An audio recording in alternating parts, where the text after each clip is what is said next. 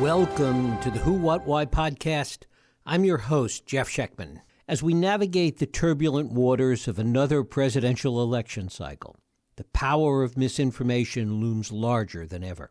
From the big lie about the 2020 election to conspiracy theories that fueled the January 6th insurrection, we've witnessed how false narratives can shake the very foundation of our democracy. The right-wing media ecosystem has become particularly adept at creating alternate realities, where facts become malleable and truth seems optional. The emergence of Trump and his style of politics has not just normalized misinformation, it has weaponized it. But while we often focus on those who create and distribute false information, we rarely ask a more fundamental question. Why do millions of Americans actively choose to believe things that they know are not true?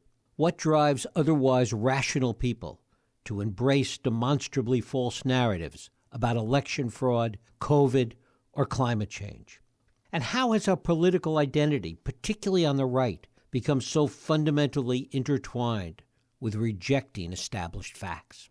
My guest, Dannigal Goldthwaite-Young, is a professor in the Department of Communications at the University of Delaware. Her TED Talk on the psychology of political behavior has garnered over 2 million views. And in her provocative new book, Wrong, How Media, Politics, and Identity Drive Our Appetite for Misinformation, she explores how basic human needs for comprehension, control, and community make us susceptible to believing false information when it aligns with our political identity. Her analysis couldn't be more timely as we face the daily line between fact and fiction, which is increasingly blurred by political actors and their media allies. It is my pleasure to welcome Professor Dannigal Goldthwaite-Young here to the Who, What, Why podcast. Dana, thanks so much for joining us. Thanks, Jeff. It's great to be on. Well, it is a delight to have you here. One of the things that you talk about and that I alluded to in the introduction is that while there's so much talk about the purveyors of misinformation and all the stuff that's put out there in social media and so many other places, that we forget that there's a demand side to this. Yeah, and this is an uncomfortable thing to deal with because we want to think about misinformation and disinformation, right? Disinformation is the stuff that is intentionally misleading, that is designed to deceive, and misinformation is that which is just happens to be false and maybe shared by a friend or family member who doesn't know that it's false. And we want to believe that these things exist out in the world and are sort of the source of harm, but we want to also ignore the role that we may play in driving the engine that is responsible for the prevalence of all of this misinformation and of these lies. And unfortunately, because we are social animals, and because we are flawed human beings, we actually are attracted to especially certain kinds of falsehoods that satisfy certain fundamental needs that we have, that drive us every day. And because of this, we actually are attracted to misinformation. And before I get into the 3 C's that you mentioned, I'll say, life is very hard. Life is often filled with things that are painful or challenging. Life sometimes makes us feel like we have no power and we have no agency. Sometimes life is confusing and we're faced with things that seem completely outside of the realm of explanation. And sometimes life is very lonely and we feel maybe a bit abandoned. All of these things are part of the experience of what it is to be a human being. And if misinformation or disinformation can, even just for a moment, remedy some of those sources of pain and discomfort, then those falsehoods will be especially attractive. So, when we talk about the 3 C's, that is our needs for comprehension, control, and community, the reason that I speak in these terms is because people generally want to think that they are motivated to have an accurate understanding of the world. but that is simply not the case. It is fair to say that under certain circumstances, maybe with adequate motivation and incentives, perhaps then we are motivated to be accurate in what we perceive. But by and large, most of the time, that is not our main motivation. Most of the time, we are motivated by these three things that really have helped us historically, evolutionarily, survive. One is feeling like we comprehend what's going on. A sense that we, get it is required to take some kind of action, any kind of action. So if you feel confused, you do not know what kind of action to take.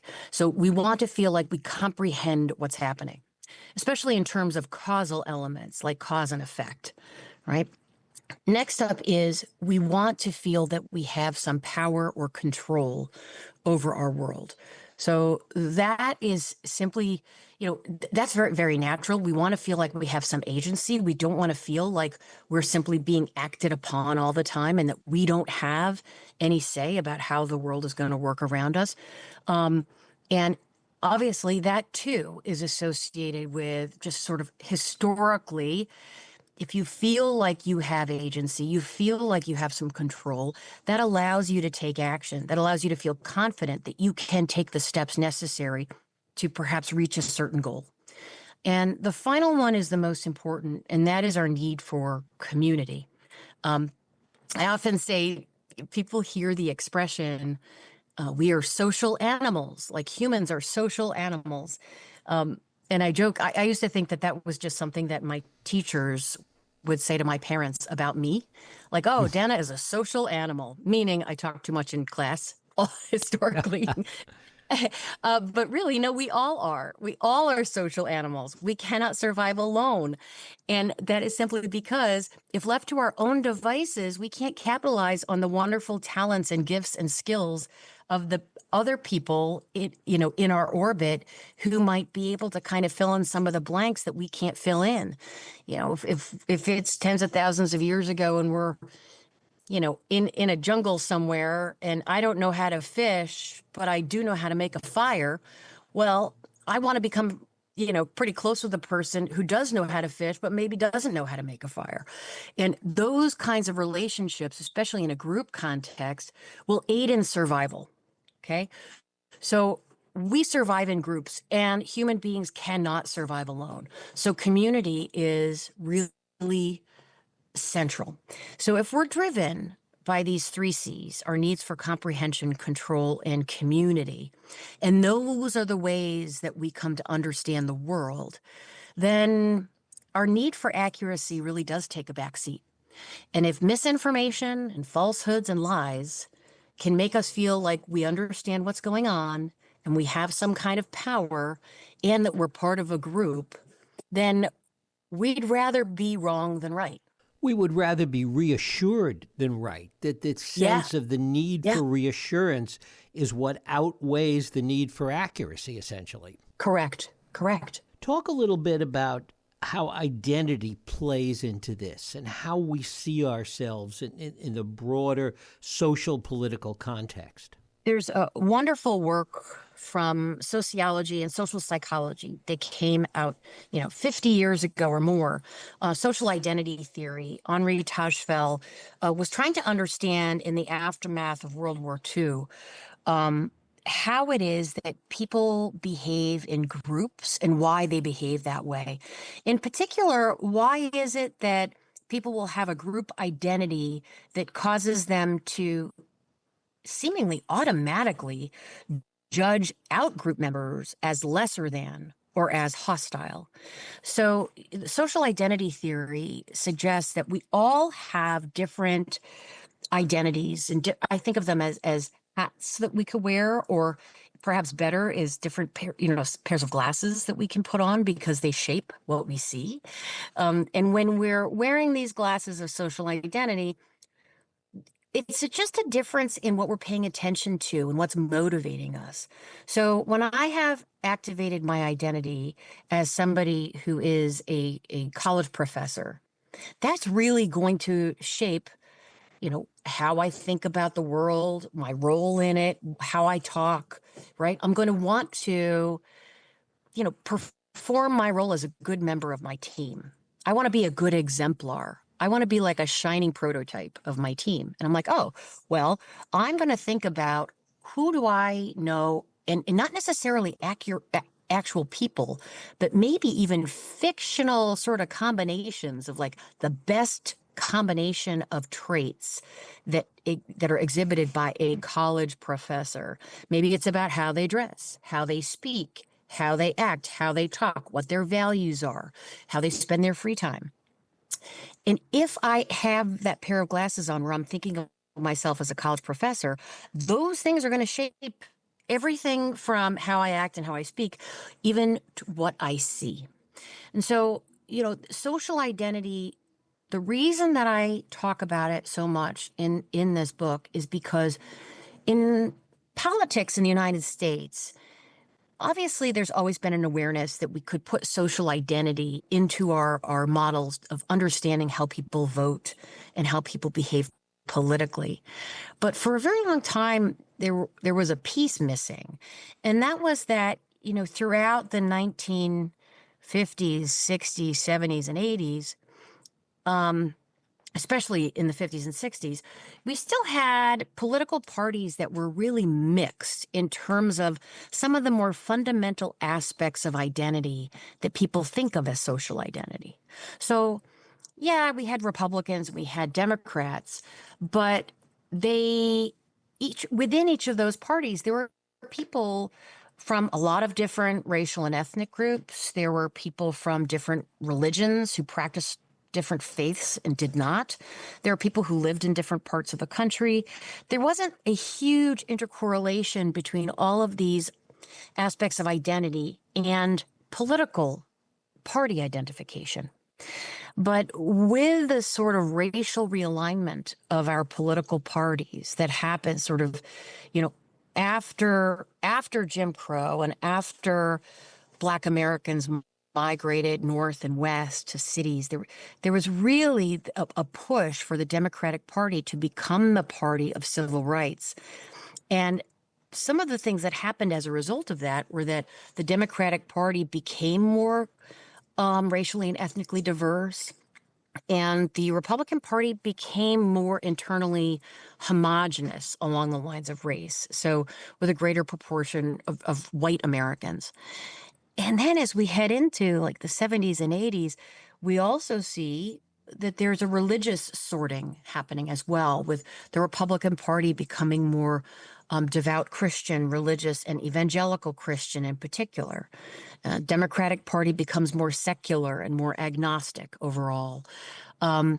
We also see trends in geography, right? So the Democratic Party has more people who live in urban and suburban areas, and the Republican Party is comprised of more people who live in rural areas.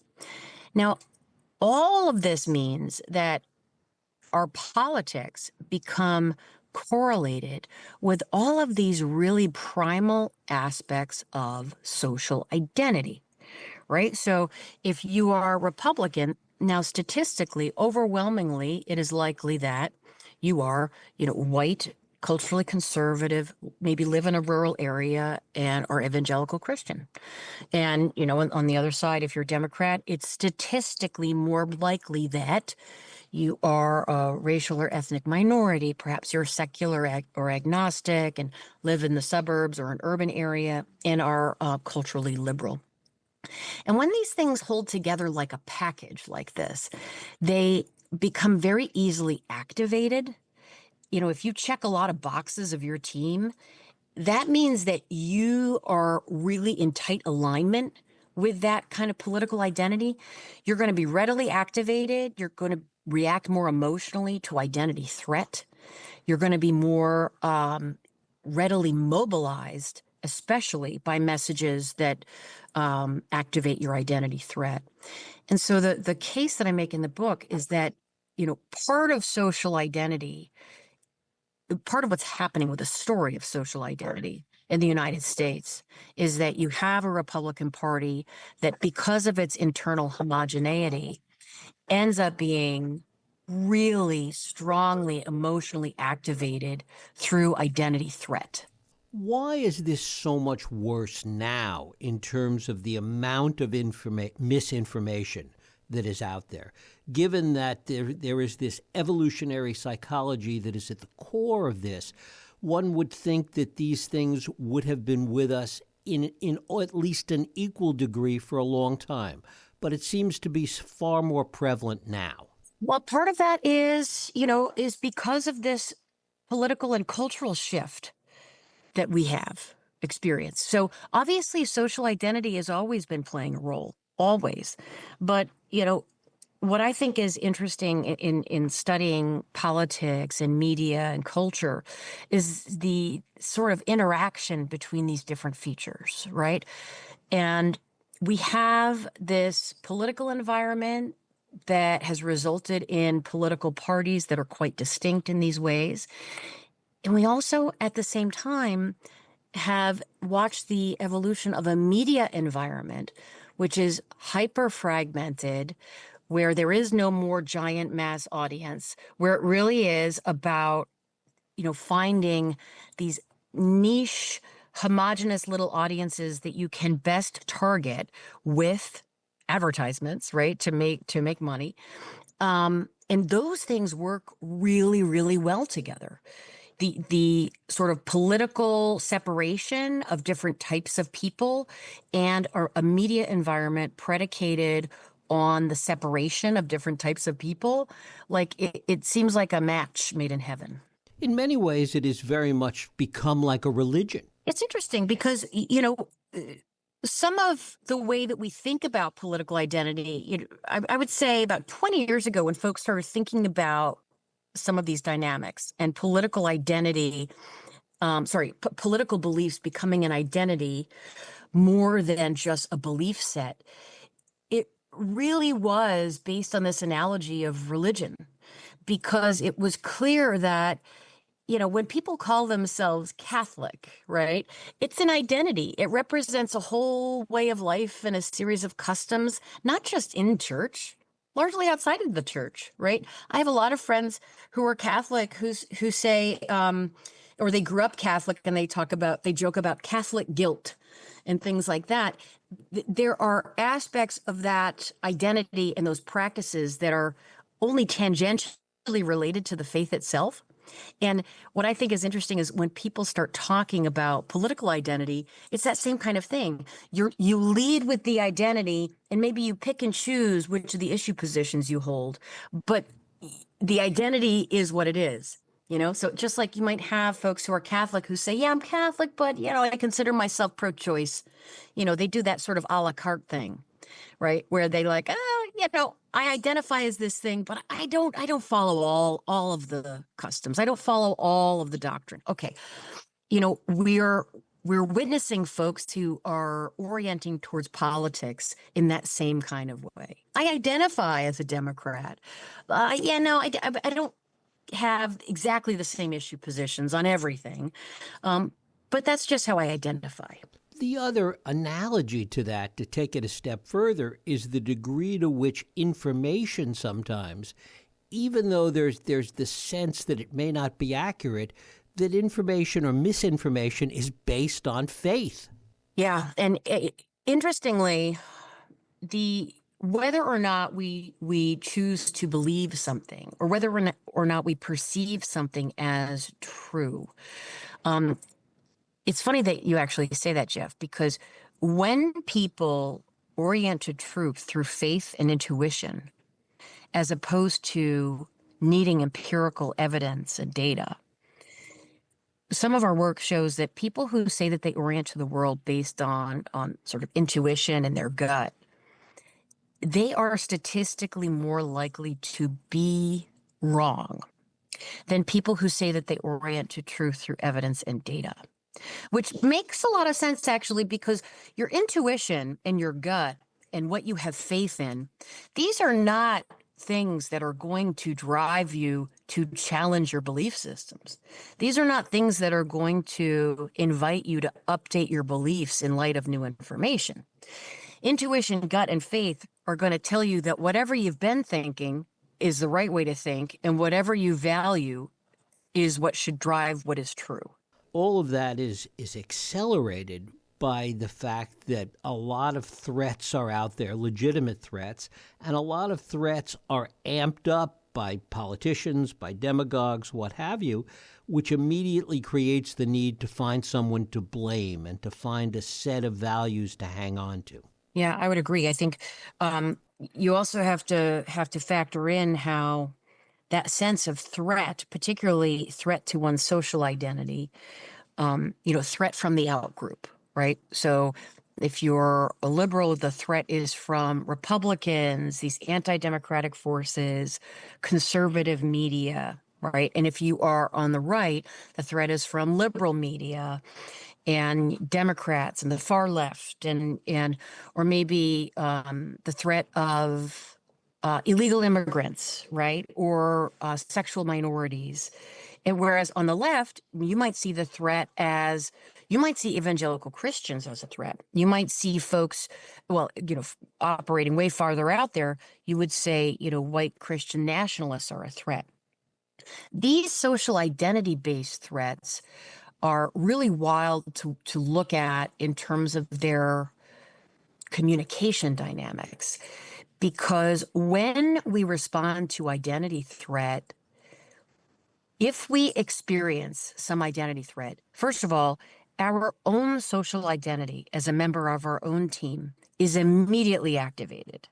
It's immediately at the top of our minds, right? So nothing makes an Eagles fan more aware of, their status as an Eagles fan than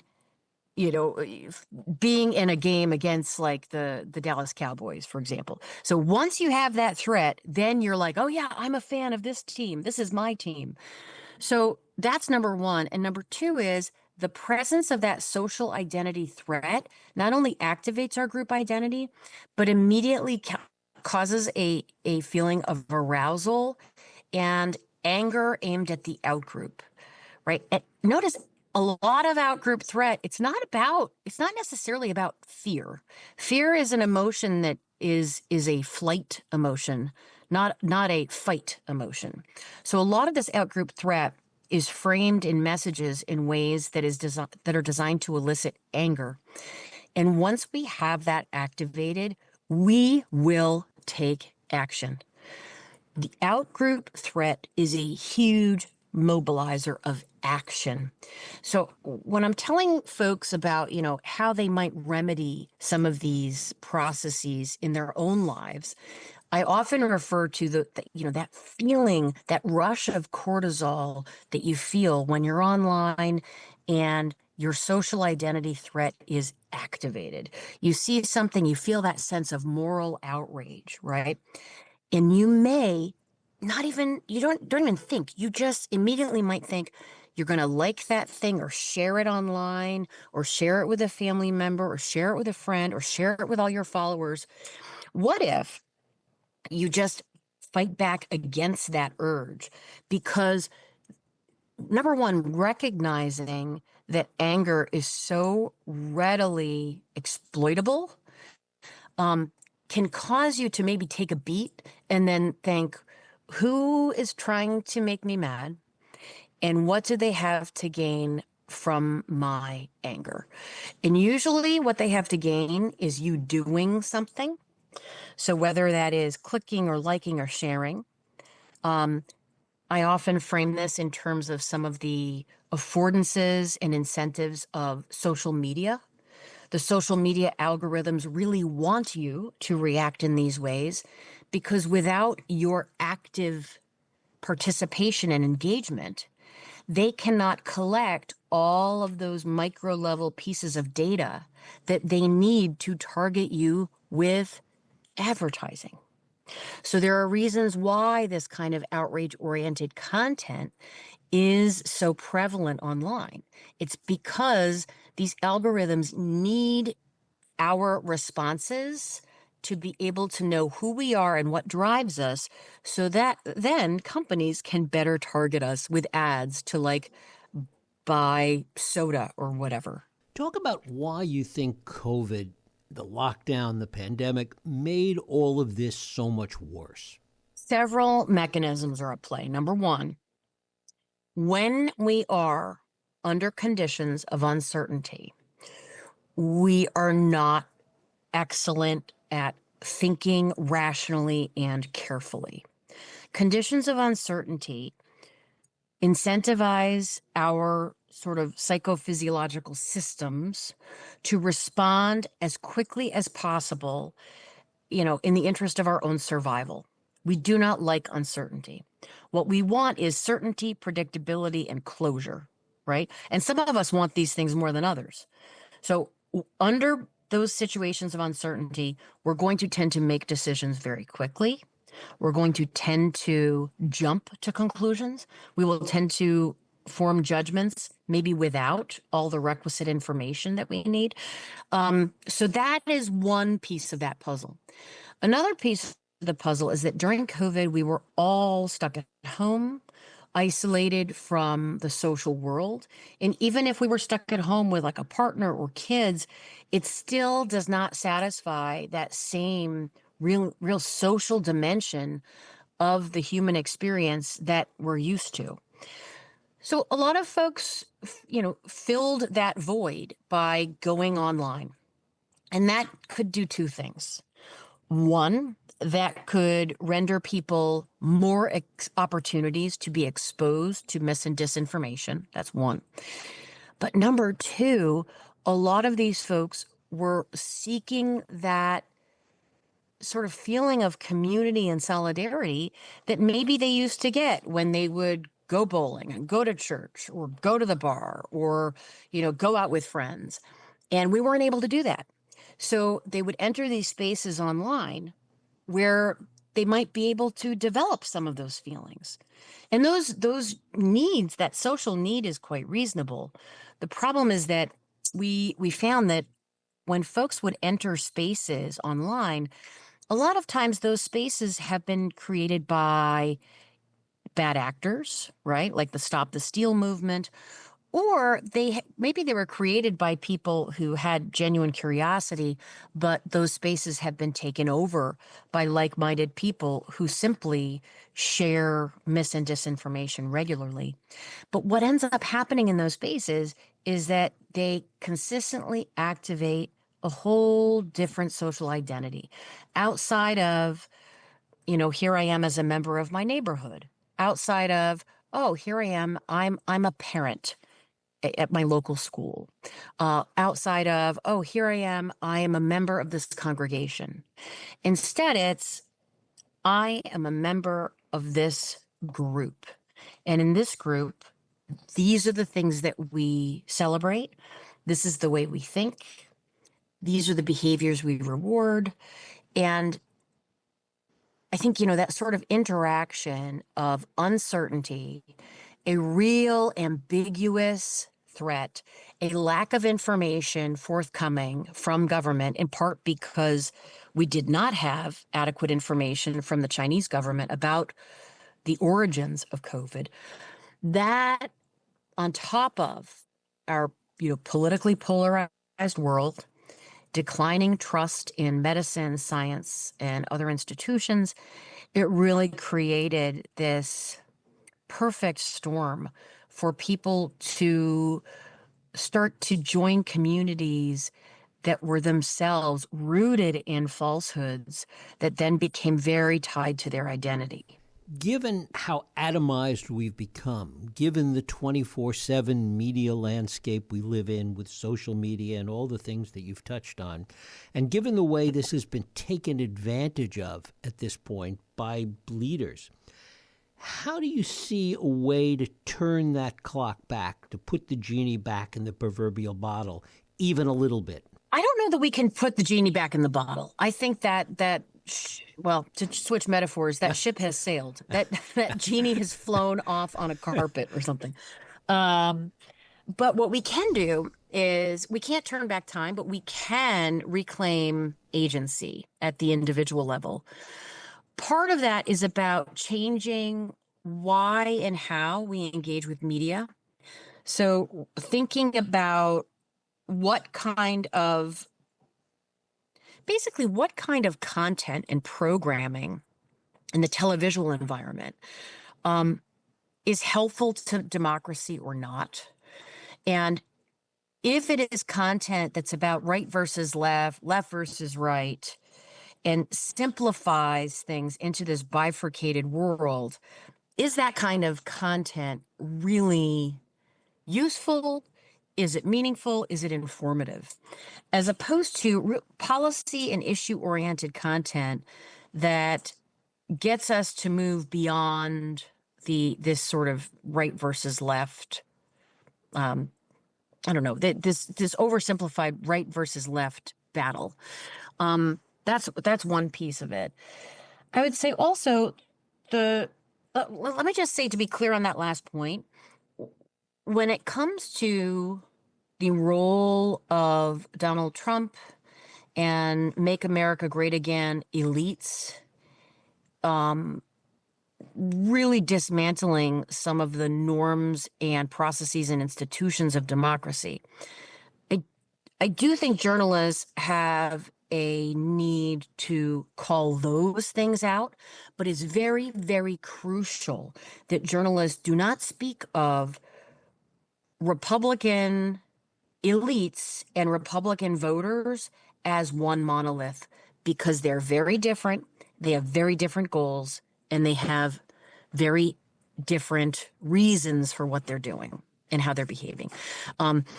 So while I don't love the idea of right versus left and like that oversimplification, journalists do have an obligation to report on what aspects of, for example, this new administration's behaviors are and or not consistent with historical norms and the Constitution, for example. Another aspect of our media behavior that it could change the calculus a bit has to do with what I mentioned before about social media. We can choose whether or not we are going to reward outrage content.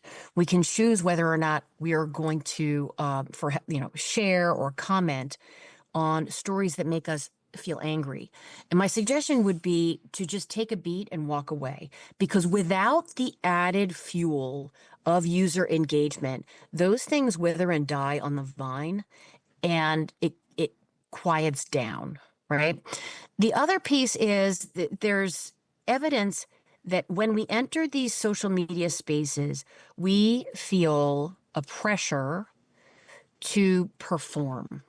We feel a pressure to perform in keeping with our political team.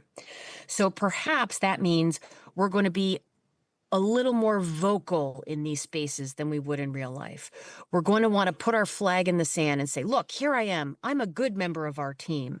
So, there were a lot of calls. There have been a lot of calls during the war in Gaza for folks to pick a side, show your allegiance. Which team are you on?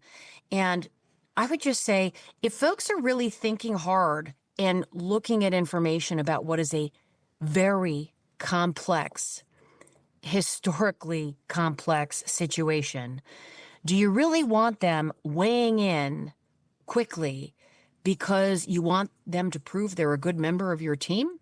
Or perhaps would the appropriate call be, you know what, inform yourself about what's going on, read up on the history, and you know what, nuanced positions on this are okay? So this sort of social pressure to be, with us or against us is so great. And I would urge folks to push back against that. And one way of pushing back against that is by being vocal online about those instances in which you don't really agree with your team. Your team is zigging and you zag.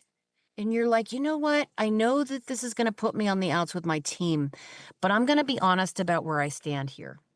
The reason that this is so imperative is that because no one does this, it gives a false perception of the homogeneity of issue positions within one side and within the other side. And that's just not true. You look at the data on public opinion on abortion or guns, there is so much agreement on, when you look at really specific, nuanced issue positions on like abortion and guns, even these, really controversial issues, there is a ton of agreement. But we don't hear about that because I think a lot of folks get real nervous about giving voice online to anything that might step slightly outside of their team's consensus.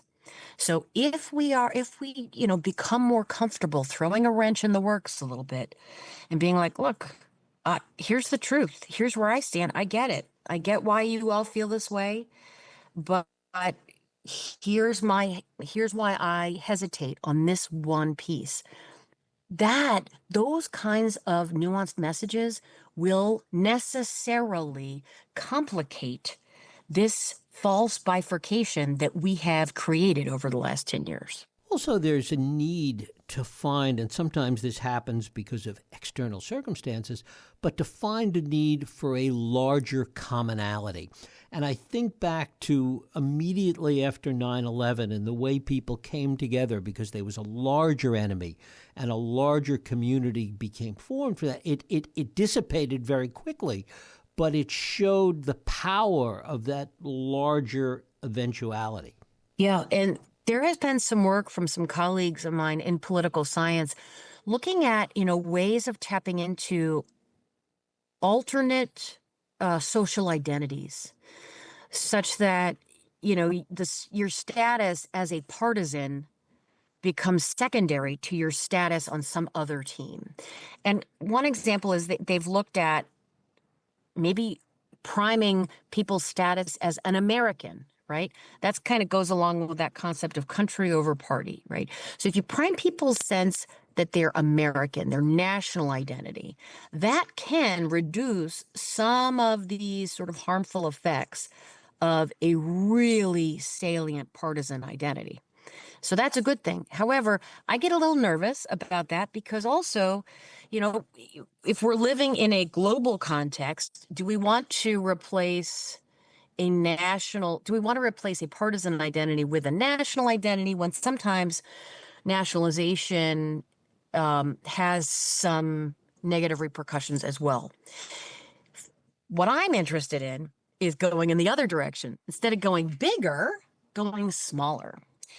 When people think of themselves as members of their neighborhoods and their towns and their communities, that too immediately sort of dissolves the power of the partisan identity. Because now people are interested in, these shared goals of filling potholes and rebuilding the local library. And those do, cut across party lines.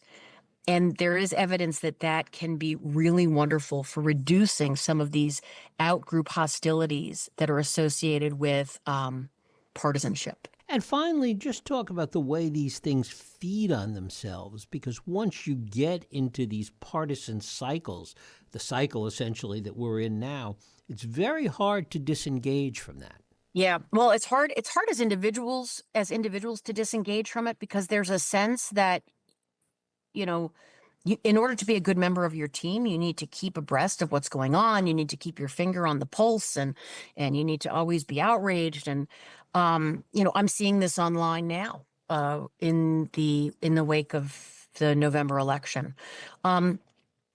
So let me go back a second and say part of what I think is really troubling about the dynamic that we're in is the fact that it is self-reinforcing, that there are politicians who are political and media elites who are deliberately activating our political identities through out-group threat in order to render us, more, aroused, activated, able to be mobilized, etc.